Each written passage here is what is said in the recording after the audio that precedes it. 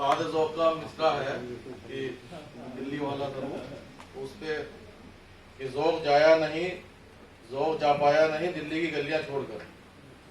हमारे महकमे में एक देहाती कहावत का चलन है, वो ये कि खूबसूरत जनानी और अमीर मानुस को बैरी बनाने की जरूरत नहीं होती। अभी आगे खुलासा हो जाएगा। ये कहने से मुराद है कि इन खूबियों के मालिकान की जिंदगी की कामयाबी का इन्हिसार उनके डिप्लोमेटिक और पॉलिटिकल बैलेंस वाले बर्ताव पर होता है। फोन छूटे करवा दिया शायद आप इसके। समझाता हूँ कि किसी खूबसूरत मोहतरमा ने अगर किसी को जरा सी भी ठेस पहुंचाई, मेरा मकसद बोलचाल तक महदूद है, मजीद तखय्युल मुझ जैसे लोगों के लिए ममनू है, तो उसके करैक्टर को मशहूर करने में देर नहीं लगती। और वैसे ही अमीर आदमी को लूटने वरगलाने के लिए परायों से ज्यादा उसके अपने ही तैयार रहते हैं। अगर वो ना लूटे और पिटे तो अपने और पराये उसके दुश्मन हो जाते हैं। लेकिन हजरात, किसी शेर का मिसरा सानी भी एक मुहावरे के तौर पर खूब मशहूर है कि खुदा जब हुस्न देता है नजाकत आ ही जाती है। इतनी लंबी तमहीद से मेरी मुराद 19 बरस की कम सिनी में खाकानी हिंद के खिताब से नवाजे जाने वाले अलवी साहब, मैं जितनी रिसर्च में करके आया था उसमें 19 साल में मिला ही था खिताब, लेकिन आपने वो बुनियाद हिला दी था। मैं ज़ौक़ से झगड़ा कर सकता हूं, पुलिस वाले से नहीं कर मुझे ज्यादा ये लग रहा था कि योम ज़ौक़ है या योम दूसरे दीगर वालों का है, लेकिन मैं ज़ौक़ पे ही लिख के लाया जितना भी था। कि इतनी लंबी तमीज से मेरी मुराद 19 बरस की कम सिनी में खाकानी हिंद के खिताब से नवाजे जाने वाले हजरत शेख इब्राहिम ज़ौक़ साहब पर कुछ लिखने से है। मुझ जैसा तालिब इल्म एक मलकुश शोरा ज़ौक़ जैसी अजीम मीनार सुखन पर कुछ लिखने की ही जरात कर सकता है, कुछ ही लिखने की। उनकी शायरी और कलाम की खुसूसियात, जिंदगी के उतार चढ़ाव आपको इंटरनेट सर्फिंग करने पर स्कॉलर्स के दानिशवराना मिल्कियत के टैग वाले रिसर्च पेपर में मिल ही जाएंगे। मैं सिर्फ एक तिफले अदब की हैसियत से हजरत ज़ौक़ के ताल्लुक से बस अपने एहसासात आपसे शेयर कर रहा हूँ। लेकिन इस कमसिनी में बादशाह दिल्ली अकबर सानी से खाकानी हिंद का खिताब मिलना ज़ौक़ के उस्ताद के हसद का बाइस बन गया। उस्ताद ग्रामी बैठे मेरे, गौर करें कि खाकानी हिंद का खिताब मिलना ज़ौक़ के उस्ताद के हसद का बाइस बन गया। उन्होंने इस्लाह के नाम पर अपने इस काबिल शागिर्द को बहुत बार दलील किया। मैं यहाँ आपको तमहीद में लिखी देसी कहावत याद दिला रहा हूँ कि खूबसूरत मोहतरमा मतलब खूबसूरत जनानी और अमीर मानुस को बैरी बनाने की जरूरत नहीं होती, लोग खामखा बनते हैं उसके। थोड़ा वक्त और गुजरा, ज़ौक़ साहब वली अहद मिर्जा अबू जफर सिराजुद्दीन मोहम्मद के उस्ताद मुकर्रर हो गए। शोहरत के साथ दौलत भी बढ़ने लगी। शाही वजीफा 25 गुना बढ़कर 4 से 100 रुपए हो गया। वली अहद बादशाह बहादुर शाह सानी हो गए। इस नए इक्वेशन से अब आप भी बादशाह वक्त के उस्ताद हो गए। बादशाही चाहे लाल किले तक महदूद थी, मगर थी तो बादशाही। इस नजदीकी पर आपने शेखा मुसाहिब होने का ताना भी बर्दाश्त किया। हजरात, तमहीद में लिखी देसी कहावत एक बार फिर आपको दोहरा रहा हूँ, अब आप समझ गए होंगे। दिल्ली अंग्रेजों और मराठों के कब्जे में आ चुकी थी। इस बर्बाद होते शहर जो एक शहर था आलम में इंतखाब के ज्यादातर फनकार बुलावे पर या सिफारिशों के सहारे हैदराबाद रियासत के लिए हिजरत कर रहे थे। तब इस मलकुश शोरा शेख इब्राहिम ज़ौक़ ने दिल्ली की गलियों को छोड़कर गवारा न किया कि इन दिनों गर्चे दकन में है बड़े कदरे सुखन, कौन जाए ज़ौक़ पर दिल्ली की गलियां छोड़कर। तमहीद में मुहावरे कहावत का इस्तेमाल करने से खाकसार की मुराद उर्दू जबान और मुहावरों पर जबरदस्त पकड़ रखने वाले हजरत ज़ौक़ के कलाम के जिक्र से भी है। क्या खूब रवानी और आसानी से मुहावरों का इस्तेमाल हजरत ज़ौक़ के यहाँ हुआ है। एक नमूना देखिए, कासिम साहब ने बताई दिया सर वो नबेड़ और खपेड़ वाला कि रिंदे खराबे हाल को जाहिर न छेड़ तू, तुझको पराई क्या पड़ी अपनी नबेड़ तू। इस गजल में कवाफी के जरिए उर्दू जबान की असल चाशनी का इस्तेमाल सारे सुखन के लिए खुला चैलेंज है। उस्ताद ज़ौक़ ने नबेड़, उधेड़, लथेड़, सुकेड़ और खकेड़ देखिए और देखिए उनका इस्तेमाल।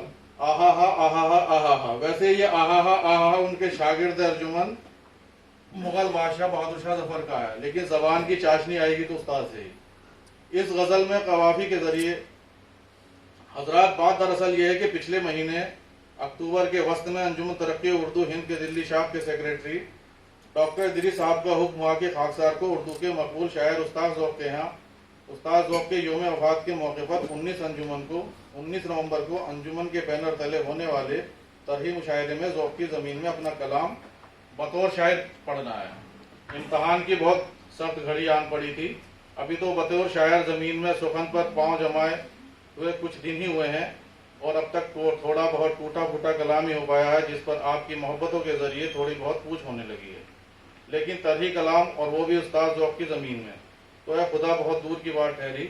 और उस पर जुल्म की मिसराए तरह जिन पर गज़ल कहनी है, देखिए। मेरे ख्याल में शायद हज़रात को मालूम होंगे और लोगों को बताना चाह रहा हूँ कि नहीं है चाके जिगर काबिल रफू मेरा, और दूसरा मिसरा है दामने बर्क अगर दामने कातिल होता। खैर, पुलिस ने चैलेंज ले ही लिया, और जब पुलिस कैसे काम का बीड़ा उठा लेती है तो फिर सारी जमीनों को खतरा नुकसान तो हो ही जाता है। चलो खैर, ये तो मजाक हो गया। दरअसल इस मुशायरे में मधुर कश साहिबा में है तो मिस्रों में तकरार होनी थी, इसलिए वजह के लिए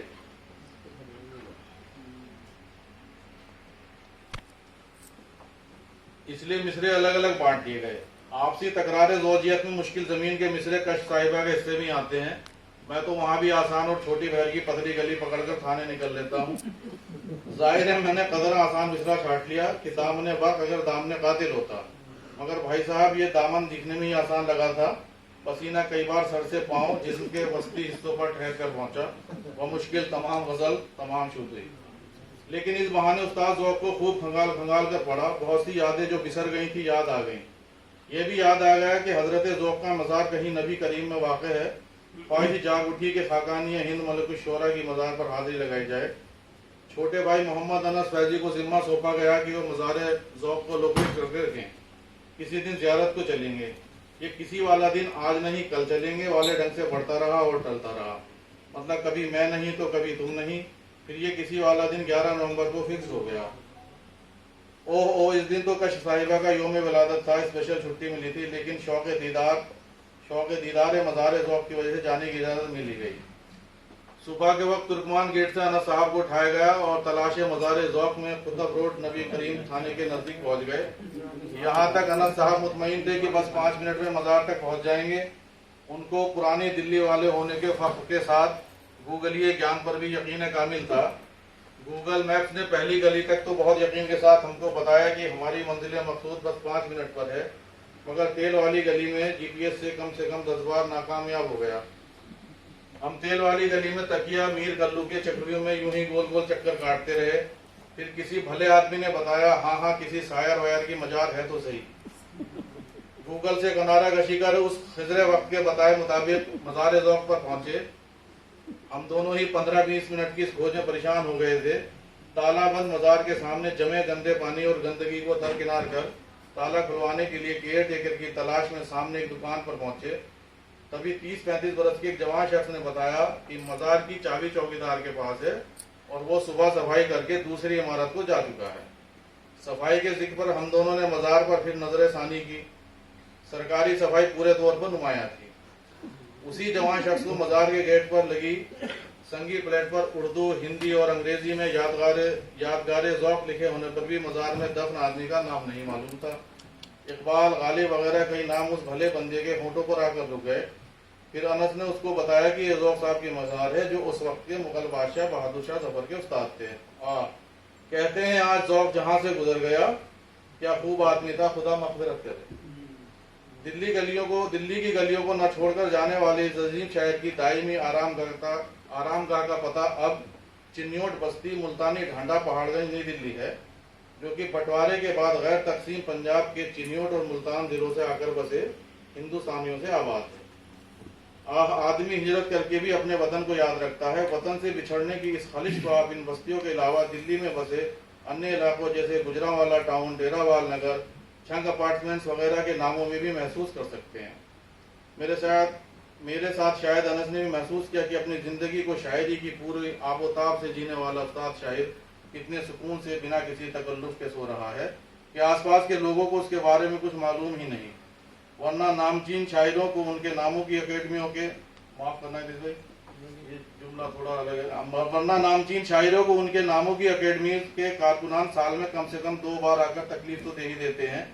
वाह उस्ताद वाह, ए ज़ौक़ तकल्लुफ़ में है तकलीफ सरासर, ए ज़ौक़ तकल्लुफ़ में है तकलीफ सरासर, आराम में है वो जो तकल्लुफ़ नहीं करता। हज़रात, मेरा मंशा कभी किसी अदबी शख्सियत पर तनकीद करने का नहीं रहा है और ना ही मेरी हैसियत है कि मैं ऐसा कर सकूं।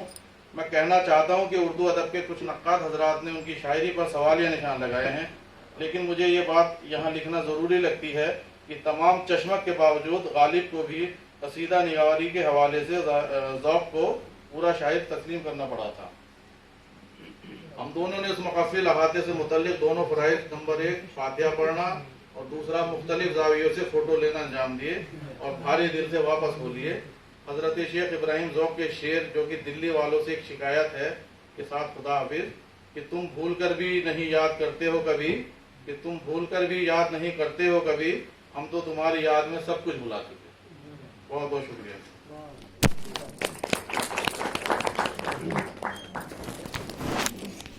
बहुत शुक्रिया।